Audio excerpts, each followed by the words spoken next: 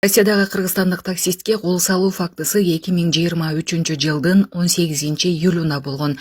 Жабырлануучу элчиликке кайрылган эмес деп билдирди Кыргызстандын Тышкы иштер министрлиги 3 августта. Анда видео тасма социалдык тармактарда тарагандан баштап элчилик кыргыздын жаранын издеп баштаганы айтылат. Учурда элчилик жабыркаган жаран менен байланыш түзүп, ага консулдук укуктук жардам көрсөтүлүп жатат.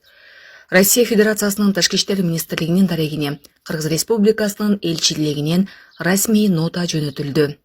Окуя тууралуу. Жүргүнчү унаанын ичинде сыра ичүүнү каалаган. Бирок таксист унаанын ичинде сыра ичүүгө болбой турганын, жүргүнчү талапты аткарбаса, унааны айдабай турганын билдирген. Ошондон кийин жүргүнчү таксистти бир нече жолу муштап, кашын жарган. Жүргүнчүнүн аты Игорь экени белгилүү болду. Ал унаага 2 кыз менен бирге отурган болчу. Игорь унаадан түшкөндөн кийин таксисттен качып жөнөгөн. Окуянын видеосу социалдык тармакта